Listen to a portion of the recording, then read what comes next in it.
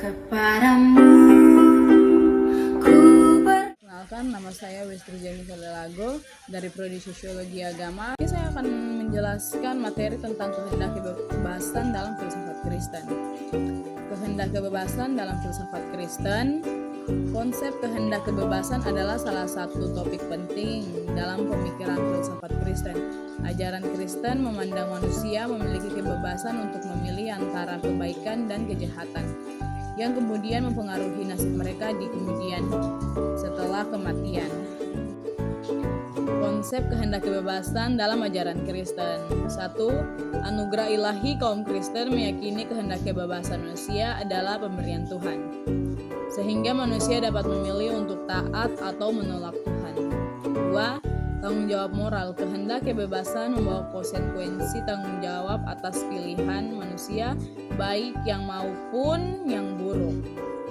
3. Dosa dan keselamatan. Kehendak kebebasan terkait dengan konsep dosa dan keselamatan manusia, bisa memilih untuk berdosa atau menerima anugerah keselamatan dari Tuhan. Di sini saya dapat 3 poin perdebatan teknologis tentang kehendak kebebasan. 1. Predestinasi. Beberapa teknolog berpendapat bahwa Tuhan telah menerapkan segala sesuatu sehingga kebebasan manusia sebenarnya terbatas. 2. Kemerdekaan kehendak. Teknolog lain menekankan kemerdekaan kehendak manusia yang memungkinkan manusia memiliki dan bertanggung jawab atas pilihannya. 3. Sintesis. Usaha untuk mempertemukan kedua pandangan dengan meyakini kehendak kebebasan manusia dalam rangkaian rencana Tuhan yang lebih luas. Di sini juga ada 3 peran kehendak kebebasan dalam keselamatan manusia. 1. Manusia dapat memilih kemampuan untuk memilih jalan keselamatan yang ditawarkan oleh Tuhan. 2. Anugerah Tuhan. Namun keselamatan itu sendiri adalah anugerah Tuhan yang diterima melalui iman dan pertobatan. 3. Kerjasama manusia dengan Tuhan. Kehendak kebebasan manusia bekerja dengan Tuhan, anugerah Tuhan mencapai keselamatan. Di sini juga ada implikasi kehendak bebas dalam etika Kristen. 1. Tanggung jawab moral. Kehendak bebas membawa konsekuensi pertanggungjawaban atas setiap tindakan etis maupun tidak etis. Pilihan etis, manusia dapat memilih untuk melakukan yang baik atau yang buruk berdasarkan kehendak kebebasan.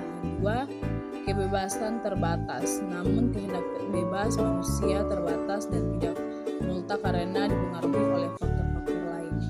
Di sini juga ada pandangan filsuf Kristen tentang kehendak bebas. Agustinus memandang kehendak bebas manusia yang diberikan Tuhan namun terbatas, terikat dosa dan butuh anugerah Tuhan. Aquinas menekankan kemerdekaan kehendak manusia yang terbatas namun tetap dapat memilih dan bertanggung jawab. Lutero menekankan kerusakan total akibat dosa sehingga manusia tak memiliki kehendak kebebasan yang utuh. Calvin meyakinkan predestinasi ilahi namun tetap mengakui tanggung jawab manusia atas pilihannya. Ini ada 3 poin kritik dan tantangan terhadap konsep kehendak bebas. Determinisme kritik menyatakan bahwa kehendak bebas tidak mungkin ada dalam dunia yang ditentukan secara kausal. Neurokiesan, penemuan tentang proses otak yang mendasari pengambilan keputusan, mempertanyakan konsep kehendak bebas. Psikologi. Penelitian psikologis menunjukkan banyak keputusan dibuat secara tidak sadar, bukan kehendak bebas. Di sini juga ada signifikasi kehendak bebas dalam iman Kristen.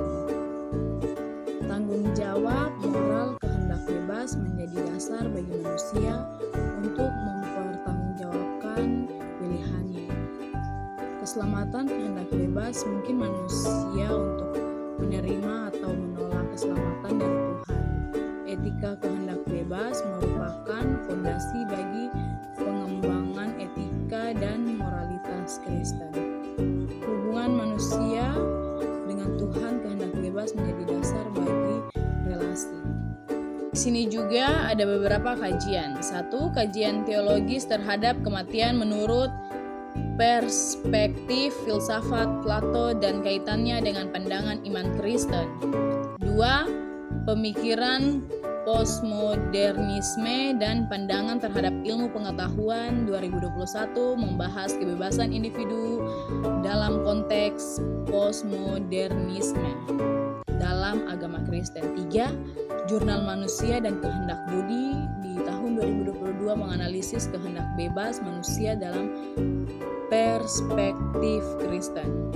4. Profil pemikiran Syekh Muhammad Abduh di tahun 2019, meskipun berfokus pada Islam, mencakup perbandingan dengan konsep kehendak bebas dalam Kristen.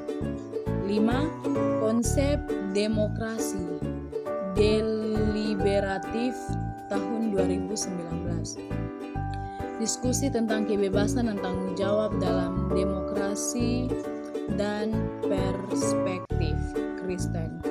6. Pemikiran Syekh Muhammad Al-Ghazali 2021 membandingkan kebebasan kehendak dalam Islam dan Kristen. 7.